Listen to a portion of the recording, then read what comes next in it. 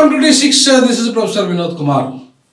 బీసీల హక్కుల సాధన సమితి అని ఇది రేపు వాళ్ళు 24 తారీఖున ఇందిరా పార్క్ దగ్గర ఒక భారీ సభను పెట్టడం జరిగింది. సో ఈ స్టేకు నిరసనగా 15 రాస్తారోకు బీసీ సంఘాల హక్కుల సాధన సమితి అనేది ఒకటి బంద్ ఫర్ జస్టిస్ పేరుతో ఈ నెల 18న తలపెట్టిన బంద్కు సిపిఐ సంపూర్ణ మద్దతు.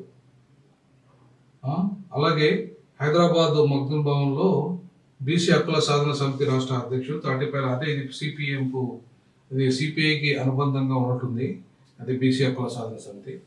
సో ఇది బీసీ జేఏసీ అనమాట, బీసీ ఎస్సీ ఎస్టీ జేఏసీ, లేదంటే బీసీ సంఘాలు, బీసీ మేధావుల ఫోరము, తర్వాత ఫ్రంట్ సోమాజిగూడ ప్రెస్ క్లబ్లో ఫ్రంట్ రాష్ట్ర కన్వీనర్ ఐలి వెంకన్న గౌడ్ అధ్యక్షతన, ఇది రాజకీయ ఫ్రంట్ అనుకుంటా, అధ్యక్షతన బీసీ రాజకీయ ఫ్రంట్ అనుకుంటా. ఈ సమావేశంలో పాల్గొన్న బీసీ సంఘాలు, బీసీ మేధావుల ఫోరం 42% బీసీల రిజర్వేషన్ సాధన కోసం సాధన సమితిని ఏర్పాటు చేస్తున్నట్టు ప్రకటించారు.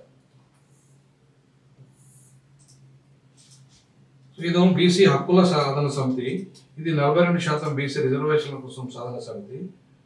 ఈ నెల 24 అంటే ఇవి రెండు కలిపి మిక్సింగ్ చేసి ఇవాళ అది రాశారు. బట్ ఇవాళ నేను ఇక్కడ చూస్తున్న వాళ్ళలో ముఖ్యంగా ప్రముఖులు ఎవరైతే ఉన్నారో, చిరంజీవులు గారు ఐఏఎస్ మాజీ, అలాగే జస్టిస్ ఈశ్వరయ్య గారు, అలాగే విశారదన్ గారు ధర్మ సమాజ్ పార్టీ. సో ఇట్లా మిగతా బీసీ మేధావులు, బీసీ లాయర్లు, కొంతమంది బీసీ నాయకులు ఇక్కడ వీళ్ళు ఉన్నారు.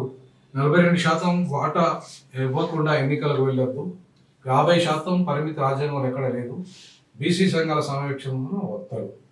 సో బీసీ రిజర్వేషన్ల కోసం సాధన సమితి, ఏదో ఈ సాధన సమితి అనేదేమో అది సిపిఐ అనుబంధంగా ఏర్పాటైనట్టు కనపడుతుంది. ఇది సపరేట్, అంటే ఈ ఐటమ్ సపరేట్, ఈ ఐటమ్ సపరేట్. సో నేను ఈ ఐటమ్ గురించి ఇవాళ చర్చించదలుచుకున్నా. ముఖ్యంగా ఇవాళ జస్టిస్ ఈశ్వరయ్య గారు కానీ, పాపం చిరంజీవి గారు కానీ, విశాంతన్ గారు కానీ, వాళ్ళు నిజాయితీగానే ఈ విషయంలో ఉన్నారు, నిజాయితీగానే ఇవాళ బీసీల కోసం మాట్లాడుతున్నారు. బట్ నిజాయితీగా ఉన్నారు కానీ రాజకీయ పార్టీ నిర్మాణంలో లేరు. సో బీసీలకు రాజకీయ పార్టీ నిర్మాణం లేకుండా, సొంత రాజకీయ పార్టీ లేకుండా, ఇప్పుడు దళితులకంటూ మాకు పార్టీలు ఉన్నాయి, అది బీఎస్పీ కావచ్చు, ఇప్పుడు మావాడు డిఎస్పీ పెట్టాడు కావచ్చు, విశారద, నేను ఇప్పుడు ఆర్పిఐ పార్టీ అధ్యక్షుని కావచ్చు. ఇట్లా దళితులకు రాజకీయ పార్టీలు కొన్ని ఇవాళ ఉన్నాయి. మరి బీసీలకు బలమైన రాజకీయ పార్టీలు ఎందుకు లేకుండా పోతున్నాయి? సో బీసీలకు బలమైన రాజకీయ పార్టీలు ఉండాలి ఇక్కడ తెలంగాణలో. సో ఆ దిశగా జస్టిస్ ఈశ్వరయ్య గారు కానీ, చిరంజీవులు గారు కానీ ఎందుకు వాళ్ళు ఒక అడుగు ముందుకు వేయడం లేదు? వాళ్ళు రిటైర్డ్ అయి ఉన్నారు ఆల్రెడీ. ఆయన ఐఏఎస్గా ఆయన ఉద్యోగం నాలాగా రాజీనామా చేసిన వాళ్ళు ఏం కాదు వాళ్ళు. జస్టిస్ ఈశ్వరయ్య గారు రిటైర్డ్ అయిన తర్వాత కూడా మళ్ళీ పోయి ఉద్యోగం చేశాడు. చిరంజీవి గారు రిటైర్డ్ అయ్యేదాకా ఆయన ఈ రాజకీయాలు మాట్లాడలేదు, బీసీ రాజకీయాలు. బట్ 30 ఏళ్ళుగా, గత 30 ఏళ్ళ నా ప్రభుత్వ ఉద్యోగంలో కూడా ఉద్యమాలు చేశాడు. నాకు 12 ఏళ్ళ సర్వీస్ను రాజీనామా చేసి ఇవాళ ఎస్సీ ఎస్టీ బీసీ మైనార్టీల కోసం మాట్లాడుతున్నాను. సో కాబట్టి ఈరోజు ఈ వర్గం ఏదైతే, ఈ గ్రూప్ ఏదైతే ఉందో, ముఖ్యంగా ఈ బీసీ మేధావుల ఫోరం, బీసీ జాతీయ కమిటీ, ఈశ్వరయ్య గారు బీసీ జాతీయ కమిటీ, జాతీయ బీసీ కమిషన్ మాజీ chairman justice Eshwaraiah Goud. So ఆయన బీసీల జాతీయ కమిటీ కూడా ఒకటి ఉంది. అలాగే విశారదన్ గారు బీసీ ఎస్సీ ఎస్టీ జాకోకు నాయకులుగా ఉన్నారు. చిరంజీవి గారు మేధావుల ఫోరంకు ఉన్నారు. ఇట్లా సో వీళ్ళు కొంత సిన్సియారిటీ వీళ్ళ లోపల ఉన్నప్పటికీ కూడా ఒక రాజకీయ శక్తిగా అవతరించడం బీసీలు ఇంకా వెనుకబడి ఉన్నారు అనడానికి ఇది ఒక నిదర్శనం. అయితే ఇక్కడ ఒక జస్టిస్ ఈశ్వరయ్య గారు ఒక మాట మాట్లాడుతున్నారు, 9th షెడ్యూల్లో పెట్టకుండా సాధ్యం కాదని. నేను ఒకటి ఆ చిన్న పాయింట్ విషయంలో 9th షెడ్యూల్కు లోకల్ బాడీ ఎన్నికలకు ఏం సంబంధం అని అంటున్నాను.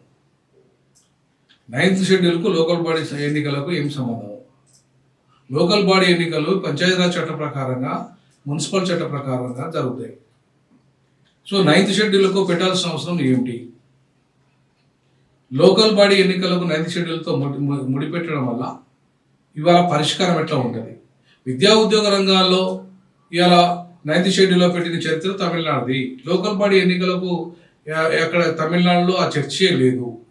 అసలు లోకల్ బాడీ ఎన్నికల్లో రిజర్వేషన్లే లేవు వాళ్ళకి అక్కడ. మరి 9th షెడ్యూల్ చర్చ ఎందుకు పెడుతున్నాడు ఈశ్వరయ్య గారు విద్యా ఉద్యోగ రంగాలతో పాటు లోకల్ బాడీ రాజకీయ రంగాన్ని కూడా అలానే కలుపుతున్నాడు. దాన్ని కలిపి సంపూర్ణమైన చట్టం తేవాలంటున్నాడు. అది అయ్యే పని కాదు, అది సాధ్యమయ్యే పని కాదు. ఎందుకంటే దానికి జాతీయ స్థాయిలో ఇవాళ కమిషన్ అంటే జనగణనతో పాటు కులగణన జరిగినప్పుడు సాధ్యమవుతుంది. మనది ఇప్పట్లో ఇంకా బీజేపీ చేయలేదు ఆ పని. కాబట్టి దానికి ఇవాళ 9th షెడ్యూల్కు ఏంటంటే కోడిగుడ్డుకు ఇంకేదేనికో ముడిపెట్టినట్టుగా ఉంటుంది. కోడిగుడ్డుకు ముడిపెట్టినట్టుగా ఉంటుంది. కాబట్టి జస్టిస్ ఈశ్వరయ్య గారు 9th షెడ్యూల్ పెడితేనే అయితే అనడం లోకల్ బాడీ అనడం ఆ విషయంలో మాత్రం నేను ఏకీభవించట్లేదు. ఎందుకంటే లోకల్ బాడీకి 9th షెడ్యూల్కు ఏమిటి సంబంధం? సో 9th షెడ్యూల్ అనేది చాలా పెద్ద అంశం, లోకల్ బాడీ అనేది చాలా చిన్న అంశం. ఇవాళ ఈ చిన్న అంశాన్ని దాని 9th షెడ్యూల్తోనే ముడిపెట్టి ఇవాళ రేవంత్ రెడ్డి తప్పులు చేశాడు, రాజకీయం చేసి. ఆ తప్పును సవరించుకోవడానికే ఇవాళ బదనామయ్యాడు రేవంత్ రెడ్డి. సో లాస్ట్ మినిట్లో ఆ తప్పును సవరించుకున్నాడు, కానీ ఆ తప్పును కూడా కరెక్ట్గా సవరించలేదు, ఏబిసిడి చేయలేదు. లోకల్ బాడీ ఎన్నికల చట్టంలో జీవోలో కూడా ఏబిసిడి చేయలేదు ఆయన. ఆ చట్టం ఆమోదించబడలేదు. అది ఆమోదించబడి గవర్నర్ చేత ఆమోదించబడిన తర్వాత జీవో ఇష్యూ చేసి అందుకు కూడా ఏబిసిడి వర్గీకరణ చేసి ఉంటే బాగుండేది. సో ఎస్సీ ఎస్టీల జనాభా 2024 ప్రకారం ఇవ్వకుండా 2011 లెక్కల ప్రకారం ఎందుకు ఇచ్చిందంటే ఆయన 2000 అంటే ఎస్సీ ఎస్టీలకు జాతీయ స్థాయిలోనే వాళ్ళ జనాభా ఉండాలి కాబట్టి ఖచ్చితంగా 2011లోనే జరిగింది కాబట్టి ఆ లెక్కలే ప్రామాణికంగా తీసుకున్నాడు. రాష్ట్ర ప్రభుత్వానికి అధికారం లేదు కాబట్టి ఎస్సీ ఎస్టీల జనాభా లెక్కించే అధికారం. సో కాబట్టి ఇవాళ సరే రేవంత్ రెడ్డి రాజకీయం చేయడంలో దిట్ట.